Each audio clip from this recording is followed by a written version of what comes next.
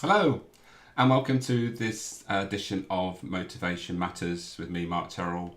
And this time I'm going to be talking about recruitment. It's a topic that comes up a lot and it's key to obviously business success, how we recruit the right people. And so I think it's about time we looked into how motivation can help and identifying what motivates people and having a focus on motivation during the recruitment process.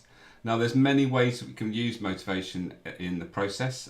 So I have looked at three key areas I believe are essential, and these are the ones that I've come up with. First of all, when it comes to team compatibility with regards to motivation, which I will expand on obviously in a while.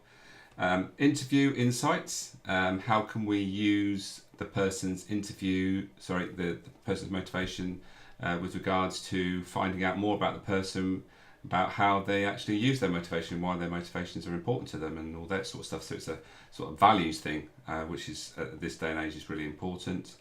And finally, retention strategy. So how do we keep that person engaged? How do we keep them from looking elsewhere if the job isn't quite working out for them? So I've got some things about how we can do that as well using the tool that I will talk about.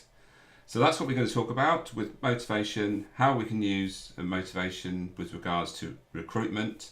And I think recruitment's, well, there's a few factors in there. We've got to obviously find the right person.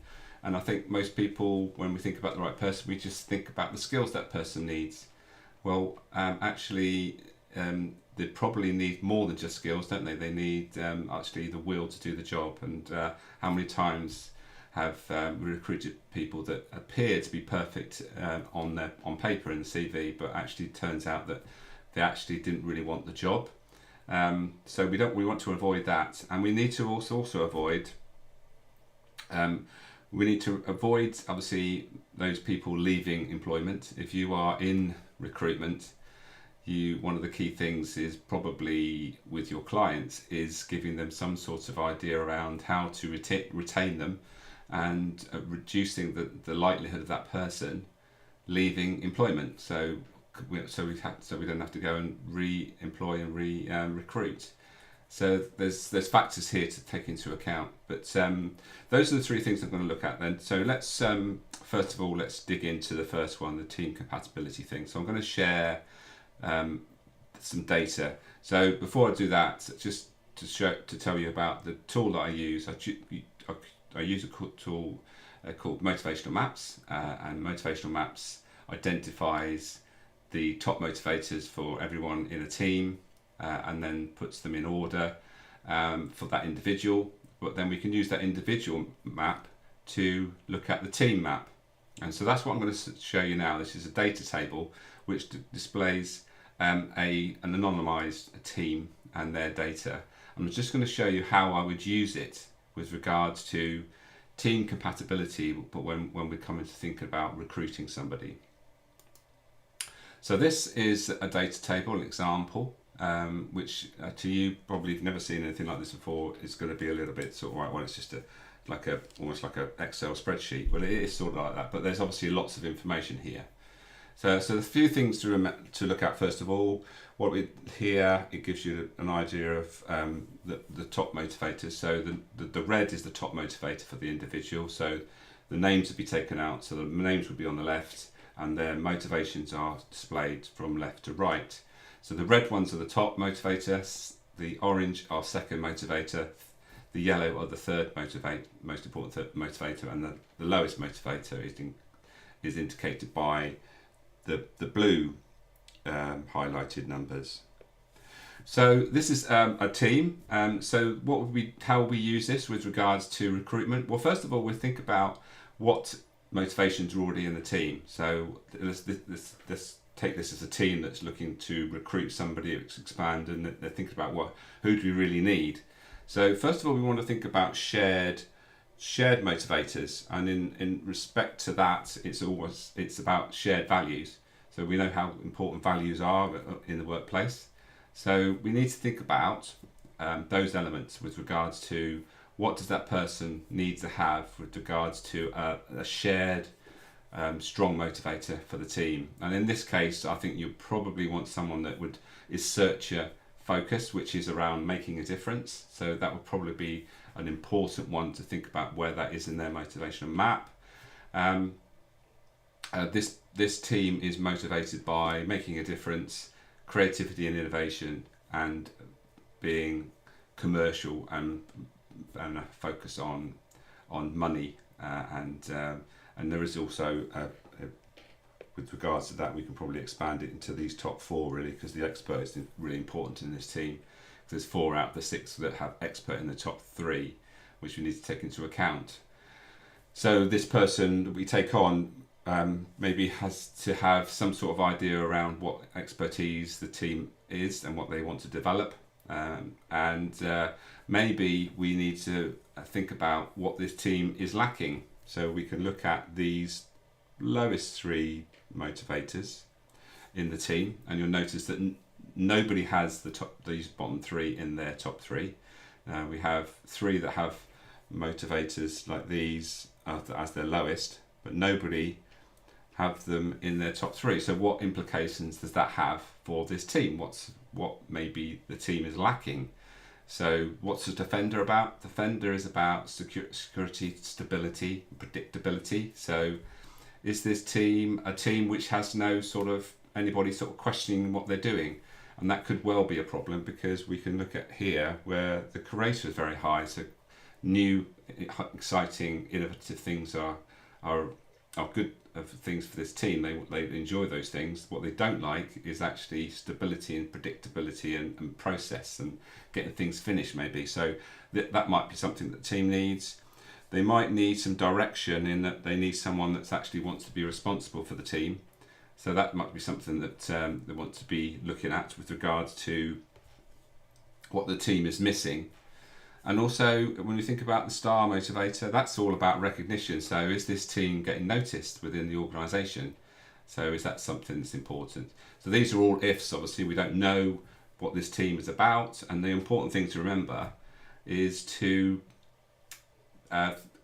make sure that the team remit is able to be met by the motivations of the team. And if we're taking somebody on, it might be that we need to really look carefully at actually, do we need someone that's like the people that are already there, or do we need someone that's slightly different to bring a new element to the team?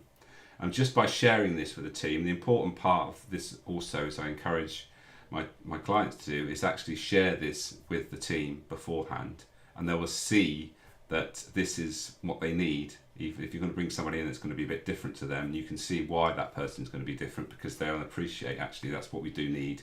We do need some structure. We need someone to actually take control and be responsible for the team. So that's a quick look at the compatibility thing with regards to recruitment. Thinking about with regards to motivation, where did the person fit in? And so with regards to that, we need to do this exercise first with the existing team, find out what the motivation for the team is, see what's missing and see what shared motivations there are, and think about what that is. So when we come to recruit, we look at the map and see how it maps across onto the team, and how it's going to maybe challenge the team a bit, which is sometimes a good thing, or is it going to be challenging too much and actually disrupt the team too much? So that's a quick look at team compatibility. The next thing that I mentioned at the beginning was about interview insights. So how could we use the motivational map results to give us more idea around what questions to ask at the interview stage? So let's bring up a different slide here with regard. This is an individual map with an individual's motivations in order from most important on the left down to the least important on the right. So the sort of things we could use is we can ask questions like, how did one or are your top 3 currently being met in your current role? Which is a question that is not going to be asked very often. But once they've seen their map, it would be something that's familiar to them. So you're not trying to catch them out. And it's a valid question with regards to, well, I see these things are important to you, and I know that you have a role with XYZ company. Could you tell me how these top 3-4 motivators are currently being met in your role? Which is a great insight and see what comes out of that question. Then you can then move on to the role that you're trying to cover, to recruit for, and you can ask a very similar question: is how will you see your top 3 motivations being met in this current role? So again, it's an insight into what they're thinking with regards to those top 3. How important are they? And just the insight would be really useful for that final decision-making process when you're deciding on who you're going to take on, whether those motivations are a factor and whether they're going to be actually something that the team and the individual is bringing to the team, and how the role is going to fit in with the individual's motivations. And we can look also then, we've looked at these, but we can also look at the lowest motivator and ask whether that they see that being an issue, whether that might be a problem. And what we do here is we're not putting words into anybody's mouth. We're just asking open questions about their motivations, which should be relevant to them, let's face it, because they will feel these motivators, and if they've taken time to give their motivational map a read, and I suggest that you give their motivational map as part of the recruitment process, because I think you adding value to them is a great way of doing that. It shouldn't be a problem to talk about them, because they will feel, yes, this is me, and this is how they show up, and this is how I've had problems with my lowest motivator, and all that sort of stuff that's maybe will come up in the conversation with an open question. So that's a quick look at how the interview, you can show or use the motivation as an interview insight, and asking different questions than we expected to, but we're not trying to catch anybody out. We're just saying, you've seen your motivation map, we've seen it, and we'd just like to know about how the motivations fit into your current role and to this role, as a sort of a really sort of insight into that side of their psyche. And then finally, retention strategies. Again, if you are recruiting somewhere, that's important that you want to make sure that you're doing everything you can to keep that person in post, and that they are not going to be looking elsewhere within a short space of time. So the next thing that we can do is think about how we do that. How do we use, again, motivational maps and the information that motivational maps gives us to have a retention strategy to make sure that person stays in post. So this is what I'm going to share with you now, is what we call the 22 numbers. These are the 22 numbers that come out of the results from a motivational map. So it's different than the graph we've just shown, but basically it's the same data, but displayed in a numerical way like this. But what we gain extra is we've got these PMA scores. We've got an overall PMA score, and we also get an individual PMA scores. And what do PMA stand for? It's personal motivational audit. And essentially what it's telling us is how fulfilled that motivation is currently being felt. And it's important to remember this is a feeling. So it's nothing about definitive, well, this is the actual fact that this motivator is being met. It's about how the person feels about that motivator. Let's put it in context. So if we think about money, for example, two people could be paid exactly the same amount of money, but one person might see it as well met financially, but the other person might feel it is actually nowhere near expectations. So it's exactly the same situation, but the other person sees it in a different way for their own reason. So this is only how they feel, and not a measure of anything else apart from that. And it's also remembering that motivations are nothing about ability. So when we think about abilities, we talk about skills there, and that's obviously that's a different thing that we're going to look into with regards to strategies with regards to recruitment. This is all about what the person wants when they come to work and what they want to feel about their work. So let's make sure that we don't get this mixed up with the ability to do a job, and actually this is more about the will to do it as opposed to the skills to do it. So what do we need to look at? So reward strategies are key with regards to retaining somebody. So if we look at this individual, we look at the top three here. What would this person be thinking? What would we think about with regard to a strategy to keep them engaged at work? Well, firstly, they want responsibility. So give them as much responsibility as you can. Obviously, don't give them responsibility if they don't have the skills for it, but make sure that give them the responsibility wherever you can. Make sure they get recognition. So when they have if they achieve something, make sure that they are rewarded for it or recognised for it, I should say. And thirdly, make sure they feel they belong, and make sure that they feel part of a team. So this person, if they're coming into the management team, make sure that they feel part of it. If they're going to be a team leader, maybe that they need to make sure that they're in the team with the other team leaders to make sure they feel as if they belong. So those sort of things. So nothing I've just mentioned is about how paying them anymore. This isn't actually this person's motivational map indicates the thing that's least important to is the builder motivator, which is the money drive. So if we focus just on money, this person would not be satisfied, and we could lose this employee very quickly if we just think about how we reward them financially. It's not to say it's not important, but it's not the most important thing, and it's something that is way down on their priorities. We can also think about how we use the PMA scores with regards to indicating potential, what we call hygiene factors. So things that aren't the things they come to work for, but they can become, these hygiene factors can creep in. The reason why we call them hygiene factors, and the analogy is, we don't come to work just because the toilets are clean. That would be very unusual.